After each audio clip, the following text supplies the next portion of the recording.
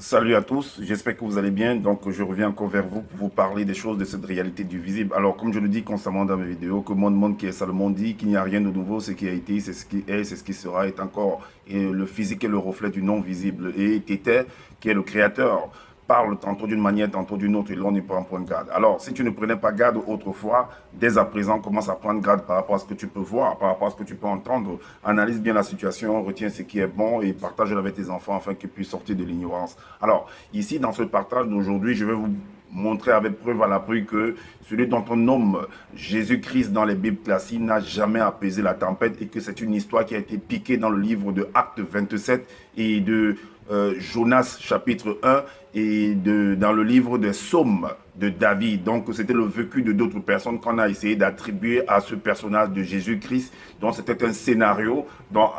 Donc c'est une usurpation d'histoire, de scénario, de film. Alors là vous allez comprendre que ce n'est que du game et les gens profitent de ça pour venir, voilà, raconter l'histoire et puis et, se faire de l'argent, se faire d'un business là-dessus. Mais c'est tout à fait normal parce que si tu n'as pas la connaissance, si je t'apporte de la connaissance, mais je dois vivre de cette connaissance. Mais sauf qu'on ne vous dit pas la vérité que cela a été piqué. On veut faire croire que ce Jésus qui est dans la Bible classique était une personne qui a fait des miracles. Mais déjà, il faut savoir ce que c'est qu'un miracle, et ainsi de suite. Donc, on a voulu en fait orner ce personnage, montrer qu'il était un personnage mystérieux, terrifiant, qui fait beaucoup de choses terribles. Mais je vais vous démontrer également ici là que c'est une histoire, c'est pas ce qui en est. Alors, donc, entrons dans le vif du sujet, lisons déjà, plantons le décor pour voir déjà qu'est-ce qu'il en est par rapport à cette histoire. Donc, dans Matthieu, au chapitre 8, déjà à partir du verset 18, il est dit, pour savoir que c'est ce Jésus dont on parle. Alors, comment suivre Jésus? Là, il est dit, Jésus, voyant une grande foule autour de lui, donna l'ordre de passer à l'autre bord. Mais vous passez à l'autre bord comment? Certainement par une pirogue. Si vous devez traverser de l'eau, vous devez prendre une pirogue ou un navire. Alors, au verset 23, il est dit, le titre c'est Tempête apaisée. Alors, il monta dans la barque et ses disciples le suivirent. Et voici, il se leva sur la mer une si grande tempête que la barque était couverte par les flots et lui, il dormait. Donc, si vous voulez avoir toute l'histoire, j'ai déjà fait un live sur ma page Facebook, Donne de Loba. Donc, vous pouvez voir toute l'histoire. Mais là, je suis sur YouTube ça c'est pour YouTube, pour les YouTubeurs. Alors, allons dans Jonas déjà. Allons dans Jonas, dans le livre de Jonas, au chapitre 1, à partir du verset 3. Il est dit, le titre c'est Vocation de Jonas, fuite et punition. Là, il est dit, et Jonas se leva, puisqu'on l'avait commissionné d'aller à Ninive pour effectuer un travail. Là, il est dit, et Jonas se leva, puis s'enfuit à Tarsis, loin de la face de l'Éternel. Il descendit à Jaffo et il trouva un navire qui allait à Tarsis. Il paya le prix du transport et s'embarqua pour aller avec les passagers à Tarsis, loin de la face de l'Éternel. Mais l'Éternel fit souffler sur la mer un vent impétueux et il s'éleva sur la mer une grande tempête. Le navire menaça de faire naufrage. Est-ce que vous comprenez? Les mariniers eurent peur. Ils implorèrent chacun leur Dieu et ils jetèrent dans la mer, les objets qui étaient sur le navire afin de se rendre plus léger. Jonas descendit au fond du navire, se coucha et s'endormit profondément. Est-ce que vous voyez? Le pilote s'approcha de lui et lui dit, pourquoi dors-tu? Lève-toi, invoque ton Dieu, peut-être voudra-t-il penser à nous et nous ne périrons pas. Et il dit l'un à l'autre, venez et tirons au sort pour savoir qui nous attire ce malheur. Il tire au sort et le sort tomba sur Jonas. Alors, donc on dit que là ils disent qu'ils accusent Jonas. Et ainsi, allons donc dans le livre de Actes. Non, avant d'aller dans Actes, allons dans Psaume. Dans le livre de Psaume 107, le Psaume de David.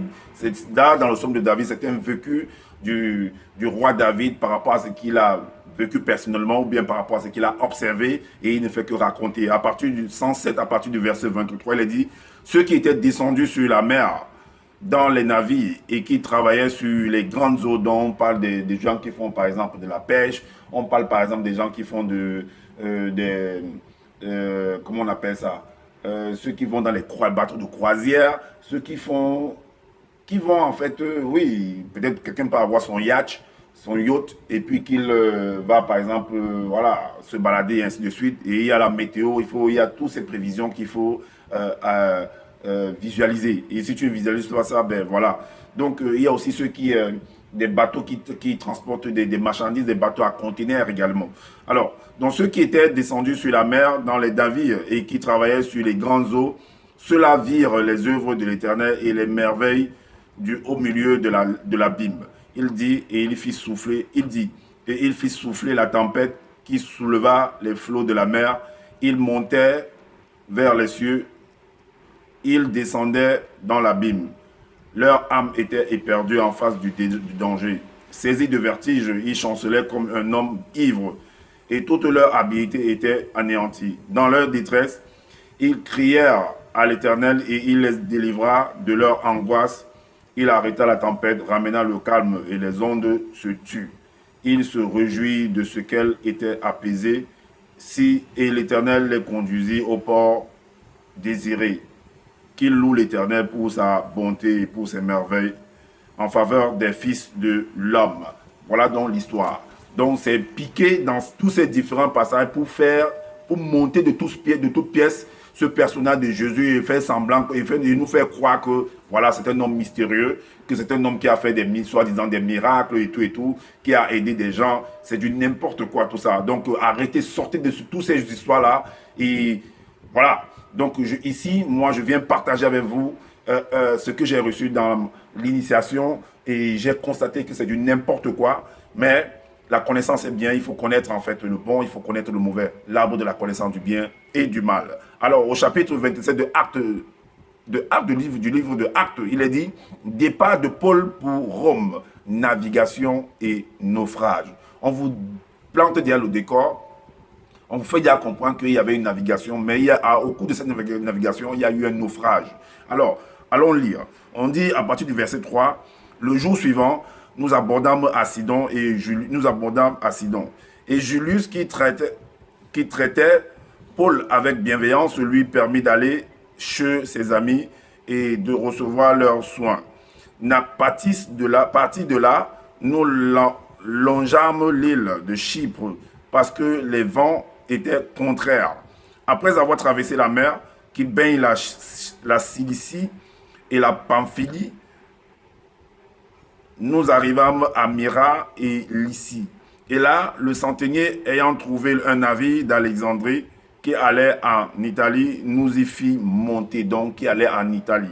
Donc, selon les termes qui vont utiliser, vous savez, dans les films, quand on veut faire un scénario, on utilise toujours des termes. Celui qui vient écrire, il est libre d'utiliser le nom qu'il veut, en fait, pour essayer d'expliquer ce qu'il veut expliquer. Alors, pendant plusieurs jours, nous naviguâmes lentement et ce ne fut pas sans difficulté que nous atteignîmes la hauteur de Sénide, où le vent ne nous permit pas d'aborder. Nous passâmes au-dessous de l'île de Crète, du côté de Salmone. Nous la côtoyâmes avec peine et nous arrivâmes à un lieu nommé Beauport, près duquel était la ville de Lazée. Un temps assez long s'était écoulé et la navigation devenant dangereuse car l'époque même du jeûne était déjà passée. C'est pourquoi Paul avertit les autres en disant « Ô homme, je vois que la navigation ne se fera pas sans péril et sans beaucoup de dommages, non seulement pour la cargaison et pour le navire, mais encore pour nos personnes. » Le centenier écouta le pilote et le patron du navire plutôt que les paroles de Paul. Et comme le port n'était pas bon pour hiverner, la plupart furent d'avis de le quitter pour tâcher d'atteindre Phénix, port de Crète, qui regarde le sud-ouest et le nord-ouest, afin d'y passer l'hiver. Alors, un léger vent du sud vint à souffler, et se croyant maîtres de leur dessein, ils levèrent l'ancre et côtoyèrent de près l'île de Crète. Mais bientôt un vent impétueux qu'on appelle Eurachylon se déchaîna sur l'île. Le navire fut entraîné sans pouvoir lutter contre le vent et nous la laissâmes aller à la dérive. nous passâmes au-dessous d'une petite île nommée Clauda et nous eûmes de la peine à nous rendre maîtres de la chaloupe. Après l'avoir hissé, on se servit des moyens de secours pour ceindre le navire et dans la crainte de tomber sur la Syrie, sur la Syrte, on abaissa les voiles. C'est ainsi qu'on se laissa emporter par le vent.